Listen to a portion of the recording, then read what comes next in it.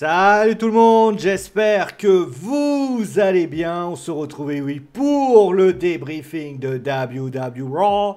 Un WWE Raw qui bien sûr a eu pas mal de choses. On voit notamment l'événement de la soirée. On va y revenir bien évidemment. Je remets mon micro parce qu'il s'est largement décroché.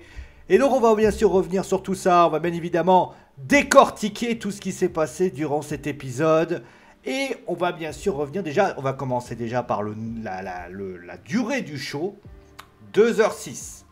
Alors je sais que vous me dites, ça, à quoi ça va me servir? Bah en fait ça veut dire qu'on était quasiment dans un show, on va dire de ce que pouvait proposer la WWE, sans compter les publicités aux États-Unis. Alors ouais, on va commencer tout de suite avec le vif du sujet, avec finalement le premier segment de la soirée. C'était le clan de Seth Rollins qui était là. Et Seth Rollins qui, donc on va revenir là-dessus. Seth Rollins qui a souhaité s'exprimer. Bon, après le premier à s'être exprimé, c'est Bron Breakker. Bron Breakker qui a donc parlé de son adversaire du soir, donc Sami Zayn. Sami Zayn qui dit qu'il n'aime pas. Il n'aime pas le fait que tout le monde chante sa chanson. Et ainsi de suite, et ainsi de suite. Et donc il a considéré qu'il allait tout simplement le mettre en pièces, pour ainsi dire. Après, il y a eu Bronson Reed qui s'est exprimé, qui a parlé de son adversaire, qui est donc Jey Uso. Et enfin, Seth Rollins allait s'exprimer, des CM Punk Chants se sont exprimés à ce moment-là. Et puis par la suite, Paul Heyman s'est exprimé, a parlé finalement de Penta. Il a parlé notamment en espagnol. Et enfin, Seth Rollins a simplement répété « Welcome to Monday Night Rollins ». Voilà. Écoutez, c'était un segment... Alors, je m'attendais pas du tout à ça, pour être honnête. Mais au final, c'était pas dégueulasse. On a eu donc un segment assez simple. On a tout simplement, les sbires de Seth Rollins qui se sont exprimés. Bron Breakker qui s'est exprimé en prenant le micro à Paul Heyman. D'ailleurs, ça a surpris Seth Rollins. Bron Breakker qui a tout simplement fait en sorte de s'y en exprimer. Et finalement, on a Seth Rollins qui dit pas grand chose. Écoutez, ça va donner ce qui va se passer par la suite. On va y revenir après. Mais moi, j'ai trouvé ce segment très bon. Honnêtement, très très bon. Ça permet finalement de faire un objectif très simple qui consiste tout simplement d'offrir à la WWE la possibilité tout simplement d'offrir à la WWE cette possibilité de pouvoir jouer, jouer avec Bron Breakker et Seth freaking Rollins et Bronson Reed. C'est vrai que ce sont des, a priori toujours on le dit, c'est plutôt le leader qui s'exprime. Là c'était pas le cas, c'était Seth Rollins qui s'est exprimé et j'ai envie de dire, pour ma part c'était plutôt une bonne idée parce que finalement c'était eux les grands artisans de la soirée, on va y revenir après. Et finalement, voilà ce qu'il en est. En plus, Paul Heyman qui s'exprime, ça aussi c'est une bonne idée. Et ça, il faut quand même le reconnaître pour ainsi dire. Donc bon segment dans cette soirée. Et donc on va voir ce qui s'est passé par la suite. La miniature justement vous l'a montré. 3 événements, puisque on va pas se mentir, je l'ai déjà dit plusieurs fois. Le match qui a été proposé ce soir, et les 3 matchs avaient pour objectif tout simplement de continuer dans le teasing de ce clan. Donc 3 adversaires pour ce clan, pour ainsi dire. Je l'ai dit, Jey Uso a donc affronté Bronson Reed, Sami Zayn a affronté Bron Breakker, et enfin, vous le voyez peut-être pas parce qu'il y a le logo en dessous et j'ai oublié de le retirer, nous avons Penta qui faisait face à Seth Rollins. Déjà, la première chose à dire, c'est que on a priori, sauf grand moment, on va certainement avoir le retour de CM Punk, le retour de Sami Zayn, le retour de CM Punk, le retour de Roman Reigns. Et on peut imaginer que Seth Rollins, Bronson Reed et Bron Breakker s'allouent deux partenaires pour créer le War Games des Survivor Series. Je le vois gros comme une maison, donc voilà ce qu'il en est. En tout cas pour les matchs, on va faire de manière chronologique. Pour Sami Zayn, ça l'écarte finalement des terrains, avec une probable rivalité avec Karrion Kross quand il va revenir. À noter d'ailleurs la bonne hype de Karrion Kross, qui a priori le public qui réclame, comme l'a eu finalement R-Truth, le We Want Truth, puisque je rappelle que Karrion Kross est en fin de contrat dans quelques mois, même dans un mois je crois, et finalement eh bien, la WWE a pris la décision, à tort ou à raison, de, pour l'instant, de ne pas le prolonger. En tout cas, il n'y a pas de rumeur qui parle de négociations, des choses comme ça. Est-ce que le public essaie de faire entendre sa voix pour essayer finalement de faire venir? En tout cas, Karrion Kross, pour la deuxième semaine consécutive, s'en est pris à Sami Zayn. Bron Breakker a démoli Sami Zayn, pour ainsi dire. Beaucoup de... Alors, c'est vrai que ça fait très Rey Mysterionesque, ça fait très underdog, mais j'ai beaucoup aimé le match en lui-même parce que c'est pas un match de catch comme on pourrait le dire. On le sait, à partir du moment où Sami Zayn était blessé, ou en tout cas il faisait en sorte d'être blessé, eh bien à ce moment-là, eh bien Bron Breakker devait taper fort. Et c'était des gros impacts. D'ailleurs en coulisses, on a eu notamment un segment assez étrange. Bron Breakker qui était en train de dire « Ouais, mais est-ce que c'est pas Karrion Kross qui a fait que finalement cela a entraîné tout ça ?» Et il a répondu, et là notamment on a Seth Rollins qui lui dit « Non mais t'inquiète, écoute, pense à l'objectif, tu devais t'occuper de Sami Zayn, tu l'as fait, et finalement eh bien, on apprend que Sami Zayn sera indisponible durant une durée indéterminée. » Alors, mon avis là-dessus, je pense que la WWE a pour objectif d'écarter Sami Zayn pour lui permettre peut-être de se reposer un petit peu, ce qui serait pas déconnant en soi. Et au final, voilà ce qu'il en est. Et ils le feront revenir, comme l'a fait notamment LA Knight. Ils vont revenir et ça va aller justement peut-être pour un SummerSlam avec Karrion Kross. D'ailleurs, je serais pas étonné, alors ça dépendra s'il prolonge, hein, mais que Karrion Kross s'allie au clan de Seth Rollins. Ce côté un peu mind game, ce côté un peu, voilà, où tu cherches la réalité est plutôt une bonne idée. D'ailleurs, dans le segment de Karrion Kross, il a dit « Tu me bats à... » D'ailleurs, il a joué avec le public. « Tu me bats à Night of Champion et tu t'attendais à quoi? Que je fasse comme si de rien n'était? Bah non, forcément, j'allais intervenir. Donc c'est ridicule de penser ça. Donc voilà ce qu'il en est. Pour ce qui s'agit de Bronson Reed, c'était un match... c'est un match... En fait, le truc, je viens de me rendre compte de pourquoi c'est compliqué avec Jey Uso. Alors, encore une fois, j'ai rien contre lui. C'est un très bon lutteur et on a notamment des bons matchs de Jey Uso. Le vrai souci de Jey... Alors, c'était un match assez court d'ailleurs, hein, clairement. C'est que j'ai l'impression qu'on a fait un peu le tour du personnage de Main Event Jey Uso. C'est-à-dire que quand j'ai vu Jey Uso apparaître, sortir, faire quelques super kicks, faire quelques petites choses. Alors oui, il y a cette disqualification qui permet finalement à Jey Uso de gagner. Mais j'ai pas le sentiment, alors après c'est mon avis, hein, mais j'ai pas le sentiment que Jey Uso innove encore. Voilà, il y a les hits, ça plaît au public, mais si vous enlevez ça, il n'y a pas grand-chose. Alors vous allez me dire, oui, mais regarde, Sio, je suis pas d'accord avec toi, regarde, Daniel Bryan, il faisait des yes movement et le public était à fond dedans. Oui, sauf que le public a su aussi réapprécier le yes movement parce que, eh bien, il y a eu notamment des heel turns de la part de Daniel Bryan, mais Daniel Bryan aussi était un lutteur qui avait ce personnage qui pouvait lui aller. Et le yes movement, rappelez-vous, est venu. Il y a eu le no movement, il a su s'adapter.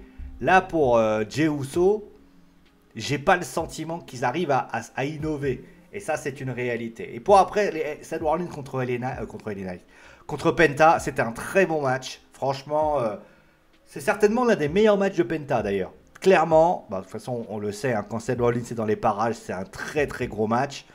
Seth Rollins qui a gagné le match, logique, puisque eh bien, il y avait le Saturday Night Main Event, tu n'allais pas le faire perdre. Ou alors tu le faisais perdre mais grâce à une intervention de LA Knight. Alors les gens d'ailleurs ont certainement demandé en disant mais c'est bizarre. Pourquoi Elena n'était pas intervenue pour aider Sami Zayn et Jey Uso? Bah, je pense que la WWE avait pour objectif que si Elena était intervenue dans l'un des deux matchs, bah Seth Rollins finalement le savait, il aurait certainement mis de la sécurité. Beaucoup de personnes ont dit ouais, pourquoi CM Punk est pas là?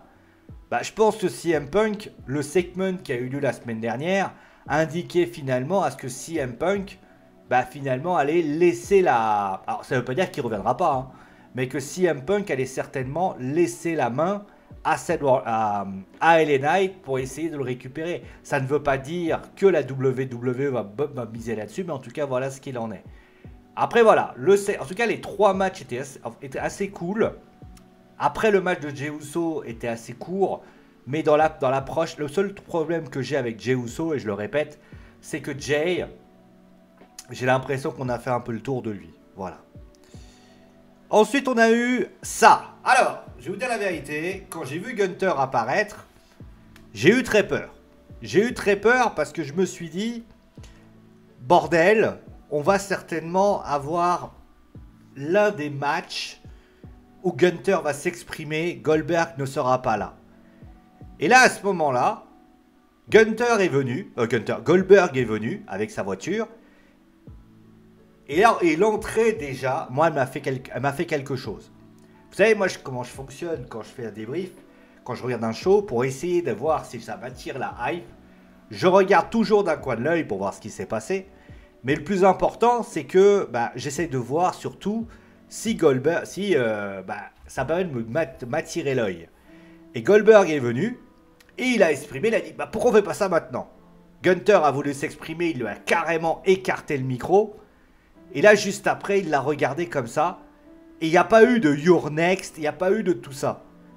Goldberg est arrivé, il l'a démonté, il l'a mis au sol, et au final, il voulait mettre le spear, bon, finalement, ça n'a pas été le cas, mais pour moi, Goldberg a pas parlé, mais ça a suffi de parler en fait. Tout ce qu'a dit Gunther depuis le début, finalement, ça a encore une fois créé ce qui s'est passé.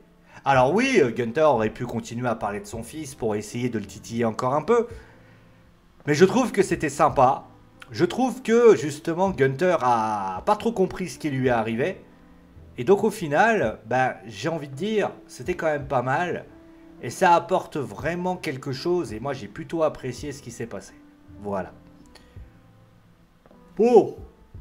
Donc, ça, c'était cool. Et on va continuer avec, finalement, le deuxième événement. Et ça, encore une fois, très bon segment entre les trois.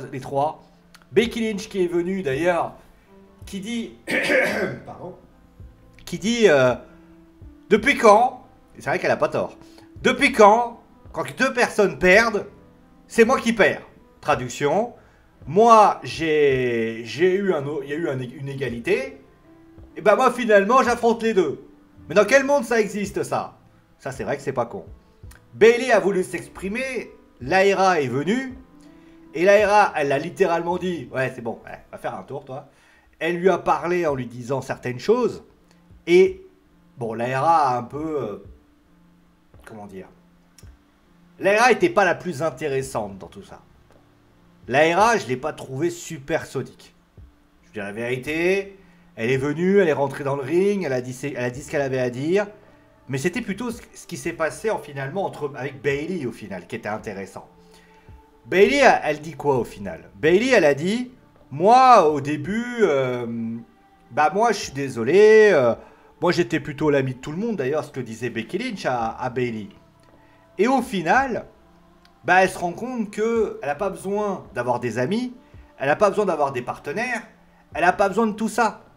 Elle, ce qu'elle veut, c'est ce titre. Et là, Lyra lui dit, attends, tu te rends compte de ce que tu dis là?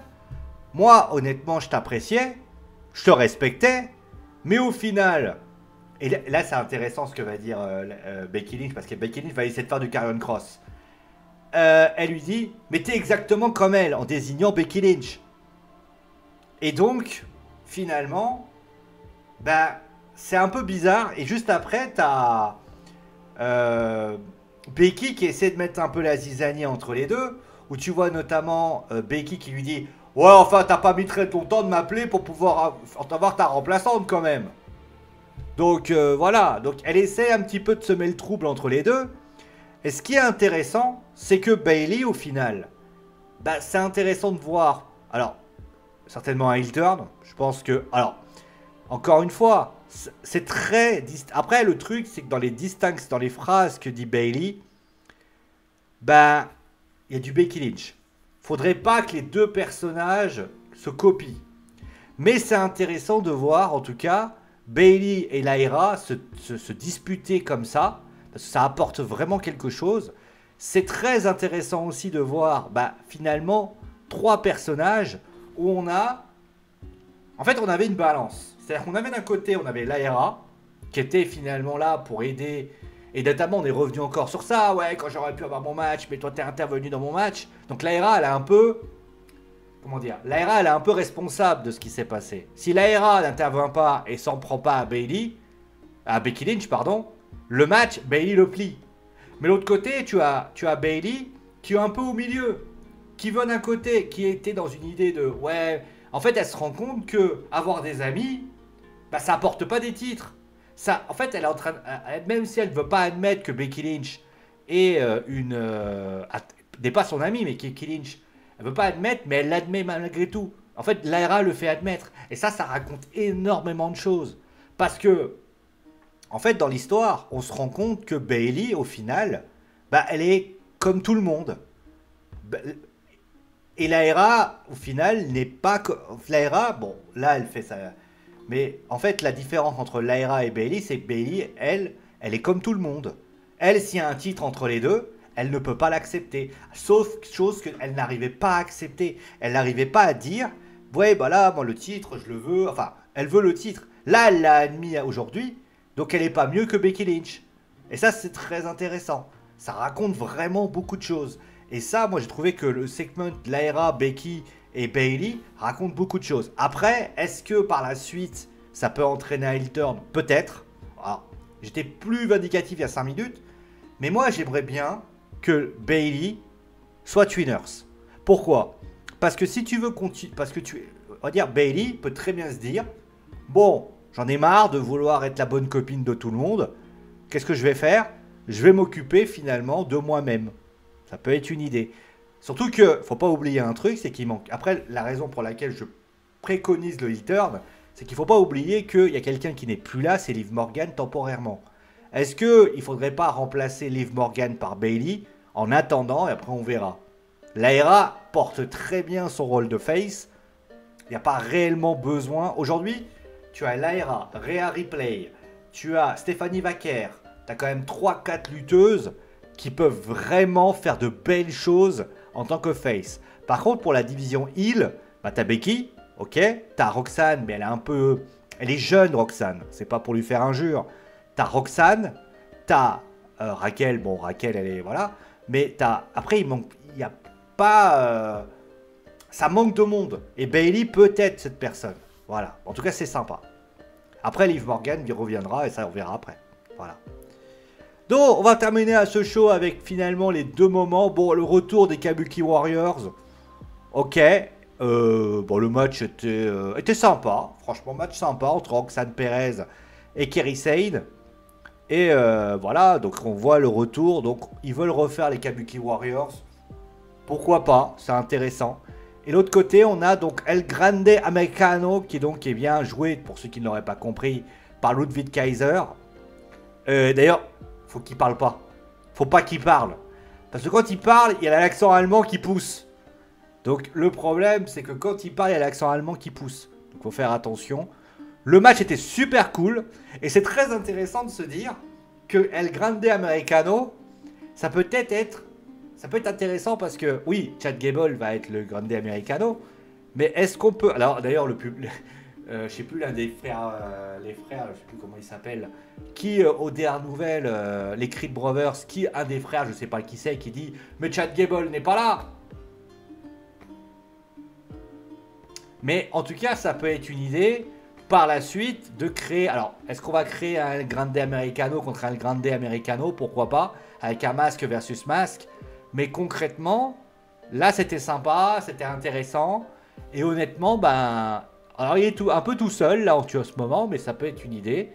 Et ça peut entraîner quelque chose. Tu peux pas, bien évidemment, retirer. Parce que les gens disent, pourquoi il va pas aller avec les American Made? Oui, sauf qu'il y a Chad Gable. Donc résultat, voilà ce qu'il en est.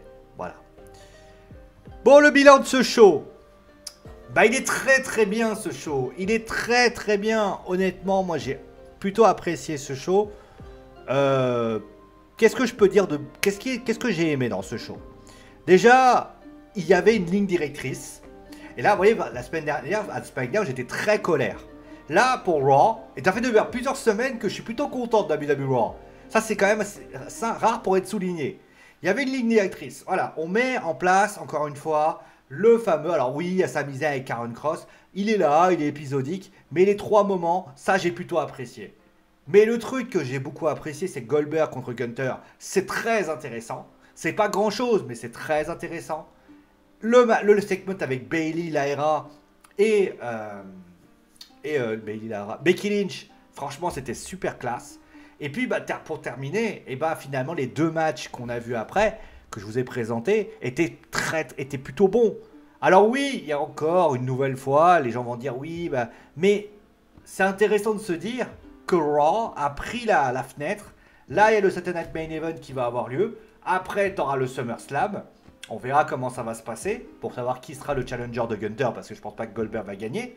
Mais concrètement, c'est là où SmackDown me fait très très peur. Bah, du côté de Raw, j'ai le sentiment qu'ils ont pris vraiment la bonne décision. Ils sont vraiment très précis, très logiques. Et ça, c'est vraiment sympa. C'est la première fois que je le dis. J'adore WWE Raw au niveau de l'approche qu'ils veulent faire.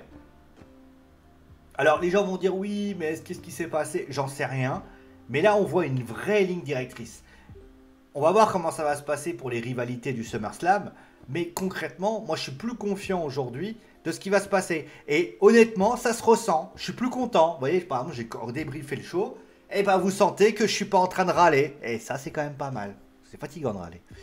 Voilà, on va s'arrêter là pour aujourd'hui. Merci à vous en tout cas, prenez soin de vous. On se retrouve très vite pour un nouvel épisode de débriefing. Ce sera certainement soit NXT, peut-être demain, on verra. Ou alors en tout cas, ça sera WWE SmackDown. Merci à vous. Je rappelle pour information que si vous avez envie de réagir à toute l'actualité de la WWE, il y a la page Facebook que vous avez, mais également la page Insta. En général, des fois le soir, je suis sur Twitch en stream où je suis en train de faire de la rédac de news. Littéralement, tout simplement, je rédige de la news. Hein. N'hésitez pas à y passer, à faire une tête. Donc c'est genre 20h, 21h en fonction de l'horaire, hein, si je suis là. Et bien évidemment, n'hésitez pas, bien sûr, à tout simplement y aller. On peut parler de sketch, on peut parler de foot, on peut parler de jeux vidéo, on peut parler de sport, on peut parler de ce que vous voulez. En tout cas, voilà ce qu'il en est. Voilà. Merci à vous, prenez soin de vous, amusez-vous bien. Et ciao tout le monde.